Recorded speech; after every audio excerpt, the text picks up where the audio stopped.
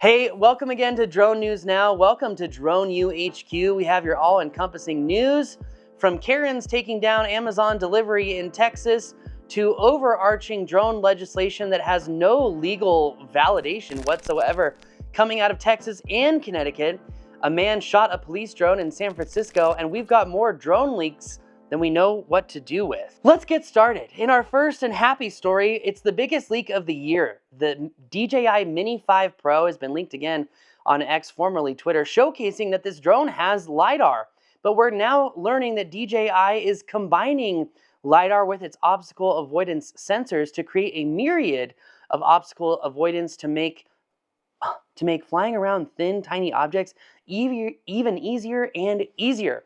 Let me be honest with you, having a drone with this superior level of obstacle avoidance, being a sub 250-gram drone, is astronomically important, as now people can fly over people without any FAA authorization whatsoever, as the drone would, if it had prop guards, be under Category 1 for the flight over people options of the FAA regulations. That being said, we are seeing serious advanced things coming out of DJI. Look, we now know the Mavic 4 Pro is incoming as well.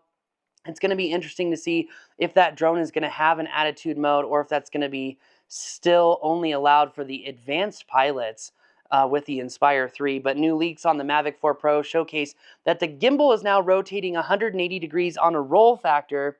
That could be cool for having those spin shots like what you see on the Osmo Pocket 3. But it's all the buzz. We know that this drone, which just came out, is coming out with its consumer side, the Mavic 4 Pro, but also leaked on X is that we expect two new additional items. One is the Matrice 400A, which actually has something very unique that I have not seen before. In the Ukrainian war, we have seen so much come out of drones being operated on frequencies that we haven't seen here in the United States. The DJI Matrice 400A has a sub 2 gigahertz operating frequency, like the 1.7 used on most clandestine drones that are flown as kamikaze drones in Ukraine. Is this proof that DJI's drones are being used as weapons of war? I think we already know the answer to that, but on the consumer side, the question is still being asked and answered. This brings us to our more important and more valuable piece of drone news, as it looks like the wars between Skydio and DJI are just heating up. As many of you know, Skydio has world-leading obstacle avoidance, and DJI said, here, hold my beer since you want to get so competitive.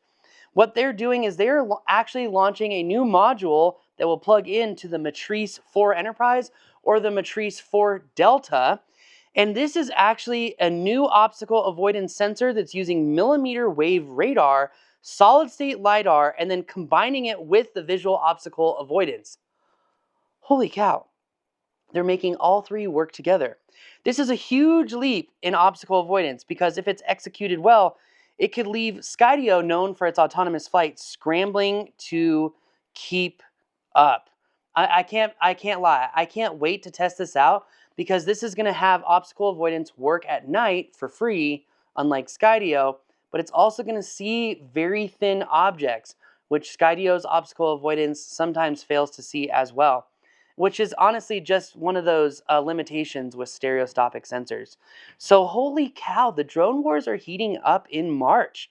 From the new Mini 5 Pro to the Matrice 400 with sub 2 gigahertz radios to now a new obstacle avoidance module that turns your drone into an unbelievable autonomous machine. So let's get into the news that's probably going to piss you off. We have got some really wacky stories. One of them was covered by 51 Drones in his video, The Dumbest Drone Law Ever, explaining how Connecticut has limited drones that you can buy in a few years and where you can fly. Unfortunately, regulators have no idea where you can fly because they've never done their research, which is not really surprising for the job of politician.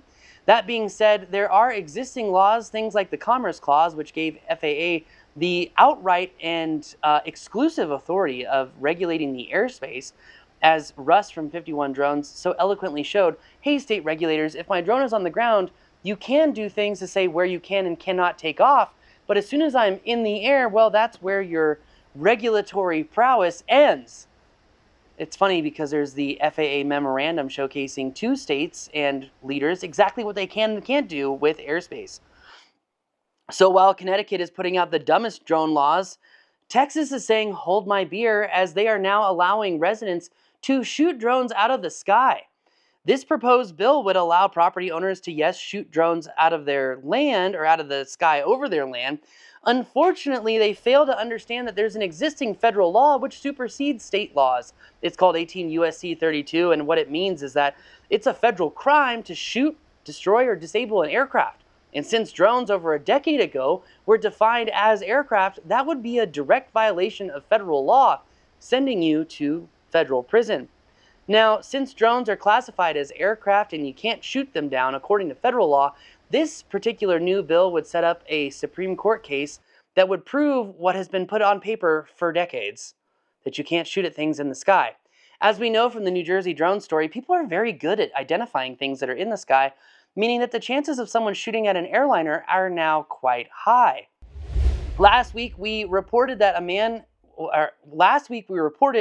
drones being shot at and taken down in Michigan. Drones are now being shot at again in California, as San Francisco Police Department has been reporting that a man shot at their police drone, which responded first, as drones as a first responder, which showcases the need for DFR as a whole. But once the man shot at the drone, he then aimed at police, and police returned fire, letting the man know that you can't shoot at us. And they struck the man, and you can guess what happened from there. What makes people think that they can just shoot at things flying in the air? That's really the big question. Now, in our last piece of news coming out of Texas again, in College Station, believe it or not, a college town of all places, you'd think innovation would thrive there, but Amazon's Prime Delivery says that's not the case, as Karens have officially shut down Amazon's delivery program. This group of NIMBYs, they gave themselves a name. It's almost like they're a cult gang now. Not in my backyard, NIMBY successfully lobbied to block the Amazon drone delivery project, as they said it's like your neighbor using a leaf blower all day long. Amazon's drone delivery was already on shaky ground, and this just adds to the long list of setbacks. It does make you wonder, is drone delivery ever going to take off? As a recent news article posted that for every drone delivery flight, it was the equivalent of $30 per flight. I also read 30,000. That was probably a typo. That being said, Rob actually forecasted on the Ask Drone U podcast quite a long time ago that it's going to be interesting to see if drone delivery truly takes off, because people simply don't like the noise, and there's a lot of psychological reverberations that could essentially occur with that, like questions of freedom, questions of all sorts of things.